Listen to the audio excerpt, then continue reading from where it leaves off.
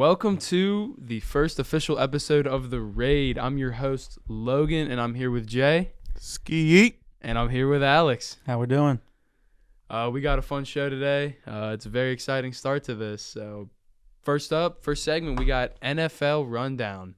It was a busy weekend in the NFL. I think the elephant in the room that we got to talk about, the Miami Dolphins, 70 points. What was that? I was baffled by that, honestly, because I went back and looked at the stats, and I was like, they had the same amount of total drives. Miami only had 12 more total plays, and I was trying to look at the yards and see what the difference was. Miami had 350 rushing yards to 69 for the Broncos.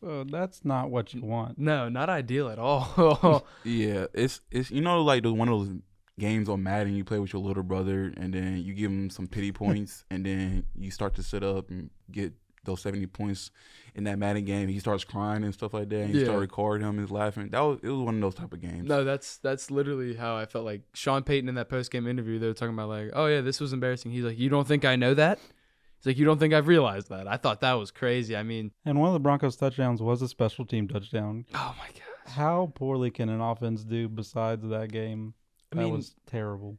Is the Broncos country let's ride Russell Wilson? Like, is that over? Is the experiment over? I think it has to be at this point. Like, he has shown no redeeming qualities since he's left Seattle, honestly. So I don't think there's a reason to keep him at this point. They gave up so much to get him, and they also gave up another first-round pick to get Sean Payton. That's true, yeah. And then they're 0-3. I mean, this is not ideal. And this is after last week when they gave up a 21-3 lead to Washington. So it is not what you want. Yeah, giving up a lead to the Commanders is kind of crazy. It's bad. But on the other side of the coin, the Dolphins, are they contenders in the AFC? I mean, like, I don't see how you say they're not after this. Yeah, that was a really, really good showing that they gave us. I mean, they're gonna have to show something against Buffalo. But I would have said that they've been contenders after they got Tyreek Hill. They've been contenders. They just how the schedule is and whatnot. Like sometimes they'll get pretty hard games. In the past couple of seasons, it was Tyreek Hill first season in Miami, so they was kind of still like adjusting and stuff like that. Right. So now that I feel like they adjusted and they actually got a good game plan for the season, that they could really go all the way. A lot of ESPN personalities got Miami in the Super Bowl this year, so I'm pretty sure everybody will love to see that. Yeah, no, I mean, I think a Miami Dolphins offense in the Super Bowl would be must-see TV. I don't know about you, but the way that offense is performing, they would get some TV revenue from that. The AFC East is going to be very fun to watch this year. Imagine how mad Buffalo is after this past week when they won by 34 and that was still not the biggest blowout of the weekend. Oh yeah, no, that's and they have to play that team to win the conference or the division actually, and that's going to be tough. Speaking of things that were tough, Monday Night Football, the Bengals grinded out a 3-point win.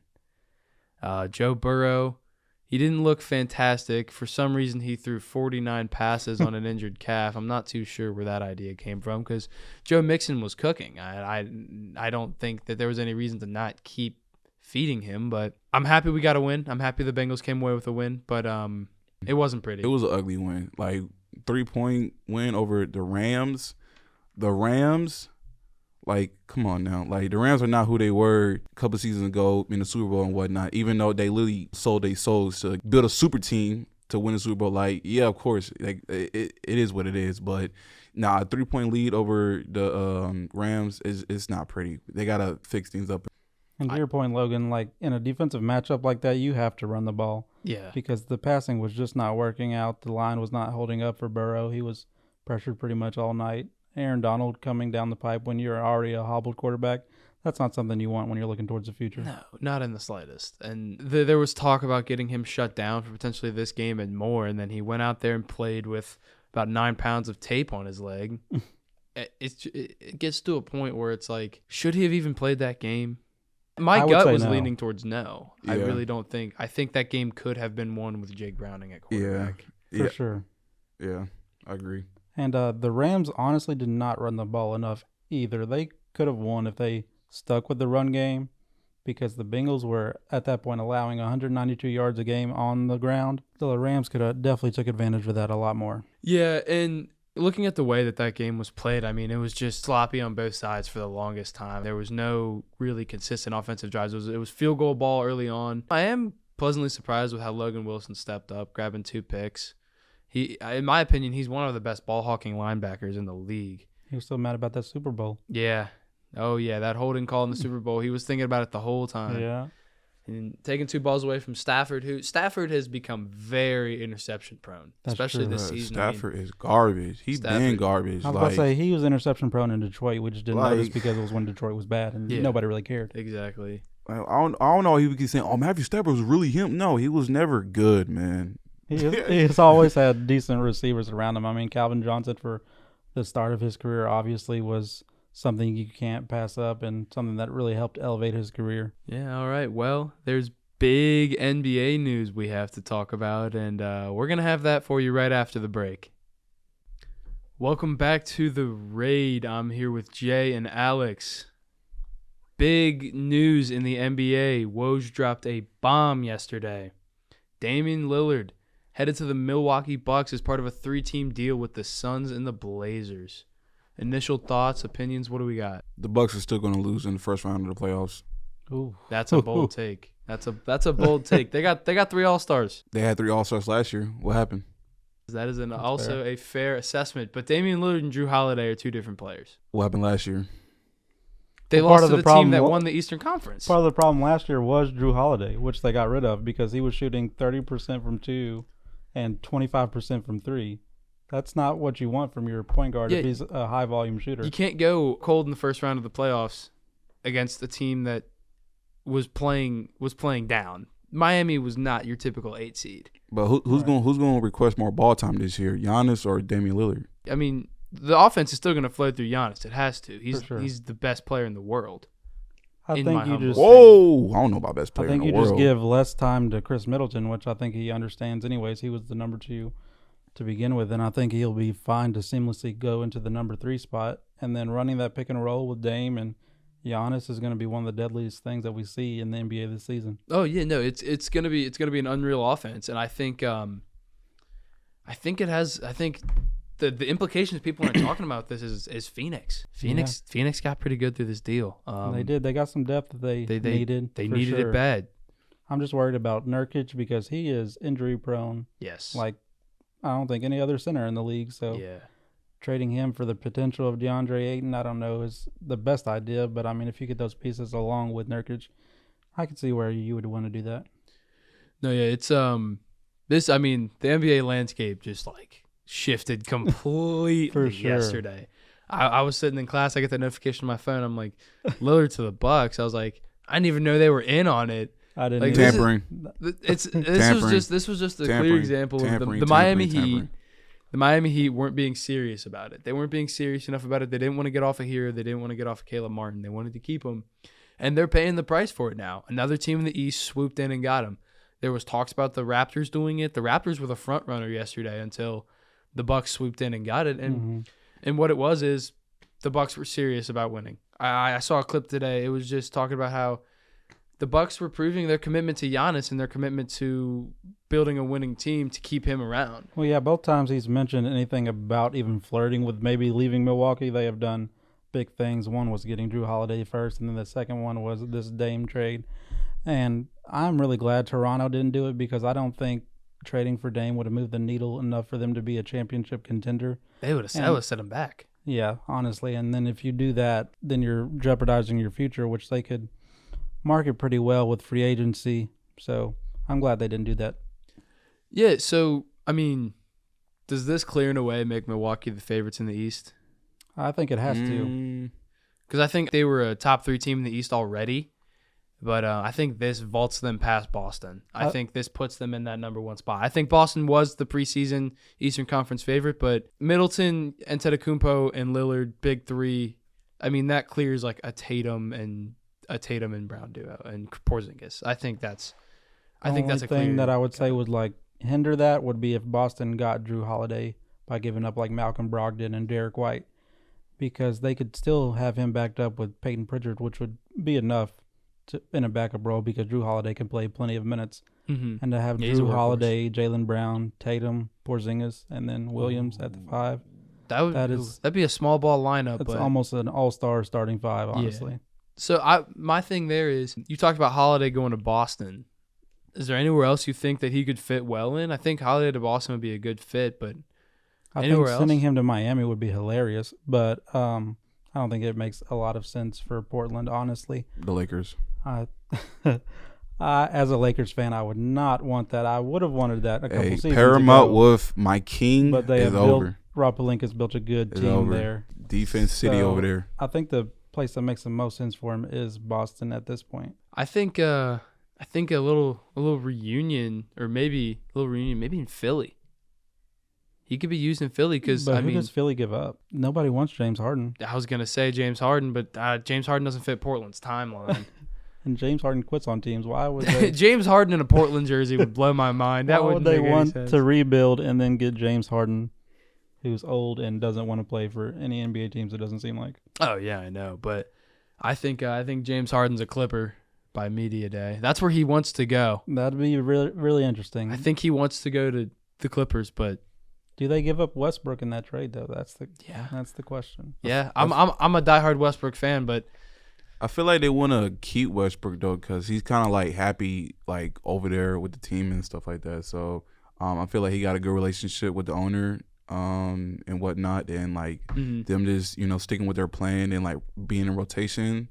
I think they're not gonna really give Westbrook up that easy for George James Harden, who doesn't want to act like a basketball player at times. Yeah, I only asked that because the last time the rumors for the trades happened, Russell Westbrook was never mentioned in them. So I don't see how they both fit.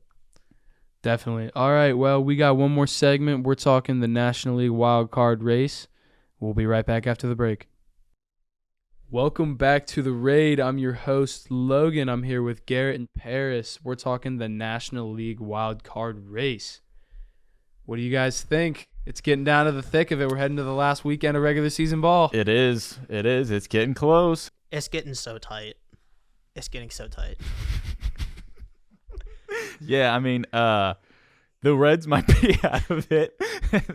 We'll see. The Cubs are faltering. Dude, the Cubs. They are. They lost their spot to the Marlins. Dude, I said They last stink. week the Cubs are in free fall, and they're still free fall, and they have it free. They're at free fall with no parachute right now. Yeah. This isn't going to be a good ending for them. Did you No. listen to the broadcast, the Cubs broadcast of the drop? Who No, was that in the Suzuki. outfield? Seiya Suzuki. Seiya Suzuki. And yeah. they were Cubs fans were already complaining about him, and then the rest of the team was trying to like hype him up. And like, no, he's been carrying this team, and then he drops the ball in the outfield to allow the Brewers to clinch and allow the Braves to complete a 7-run comeback. Yeah, that was dude. insane. I mean, I'm not going to say I wasn't rooting for the Braves in that game, Right. but that Yeah. was just such a wild ending to that. It was And weird too because he called off the center fielder. Yeah. and he's like, Yeah. so it's like it's not like he didn't see the ball; he just straight up missed it. Yeah. He looked like he was crying when he got up. He looked I like there was a know. little. You could tell he was upset. Yeah. Well, yeah. And I mean, I think Both. outside of the Cubs and Miami and sitting in those two spots, the only other team that's got a shot is the Reds. Well, I mean, the Giants played the Padres, and the Padres, being as hot as they are, pretty much knocked the Giants out of contention. I think they're officially eliminated. Yeah, no, the Giants got eliminated. The Giants got eliminated, and the Padres are like one game away from elimination, so they're flying by the seat of their pants right now. Yeah, they're not. So I think who do the Padres play at the end of the season? The White Sox? I think it's the White Sox. I believe that boy. is true. Yeah, yes. they play the White Sox, so there's a chance that I don't know. Do they sneak in? Do they sweep? The I don't White think Sox? they can sneak in because they would need the Reds to get swept by the Cardinals. Basically, they would need Miami to basically get swept by Pittsburgh, and they would need Chicago to essentially get swept by Yeah, the Brewers. Now, I correct me mean- if I'm wrong, but the Reds have to go 3-0, right? Over this, or is there a reality where they go 2-1? It's no. That with the loss to the Twins last night, you pretty much have to sweep the Cardinals and pray that other teams drop games. yeah. Yeah, no, splitting the 2 games set in Cleveland was not Yeah, ideal. that was I, if No. there's a chance that the Reds sweep the Cardinals and I then think get they some can. help. I think they can. we have some but favorable pitching matchups. I mean, Yep. They have to get a lot of help. I mean, we go off against lefties and we get Drew Rom on Saturday. So Yeah, I mean, so that's not. Yeah. I don't know if y'all were watching the game last night, but when the game was over and they were showing shots of the Reds dugout, you had India like on his knees, hands in front of his face, like he was deep in thought. Oh, yeah. Jeez. Stevenson was leaning up on the dugout, looking off into space. Yeah, This- man. They kind of had to win this game, so I don't know. It'd be a miracle if they could pull it off. Yeah. Much needed off day today. Oh, Yeah, for yeah, sure. Yeah. So I mean, we've gotten through the wild card race now. For the teams that are already clinched and they're already in it, you got Atlanta, you got the Dodgers, you got the Brewers, and you've got the Phillies. Who do we like coming out of the National League? I mean, it's hard not to say the Braves, even though that they might have cooled off a little bit from where they were at midseason. But little aside, Ronald Acuna Jr., first player ever with a 40 home run, 70 stolen Yeah, base season. yeah. Is he a lock for NL MVP? Come Yes. on. I mean, it's hard not. The only other guy that's even in the same solar system as him is Mookie Betts. Right. And I mean, like, it's two pretty distant planets. Like, Yeah. it's Right. like The gap from first to Yeah. second is the same gap between like second to 10. You know, like Right. that's Yeah, it's large. he's doing it. Yeah. What about the AL MVP? I mean, Ohtani did so good for so long and then went down. Is it his to lose? I think it depends on how Seager does in the. I don't even know if Seager can catch him. Like, Yeah. Corey I feel Seager's, so bad Corey for Seager's Corey done Seager. amazing, but like if he didn't have that stint on the IL, I think he had a really good shot of catching Ohtani since Ohtani went Oh, down. dude. Yeah. Post shift rules, Corey Seager is one of the best hitters I've ever seen. He's nuts. I mean, like, you ban the shift, he immediately like becomes Barry Bonds. I mean, it's crazy. Yeah. It's What nuts. happened? I don't know, man. I I think think he's so just good for because Ohtani. Shohei's Shohei, I think Yeah. Shohei's gonna win the MVP. Yeah, because I mean, you can't. What he did throughout the season, pitching and hitting, is like, come on, like how do you not? How do you not? You know what It's- Well, what It's uniform Shohei gonna be wearing next year? I mean? Ooh, I Cincinnati think it's gonna be. I think Red. it's gonna be orange, gray, and black. I think he's gonna be a San Francisco Giant. Yeah, I yeah. could see that. I could see that. I don't think the Angels will. I don't know if they even can, but I don't think the Angels would love it if the Dodgers tried to make a move for him. Yeah, I don't even think he wants to go to the Dodgers, but I think he wants to go to a. Although he does want to go to a contender, so I mean, his market's pretty large. Counter to the orange, gray, and black. How about orange, gray, and blue? Maybe a Met. Ooh, that would be so. No offense to the Mets, team but with that like would the be- highest payroll in baseball just Yeah. adds a couple more $100 million. Why to that. not? Yeah. I mean, they just got in. Who'd they get in? They got Stearns from the Brewers. Yeah. So, like, why not just throw more money in Yeah, and just go for it?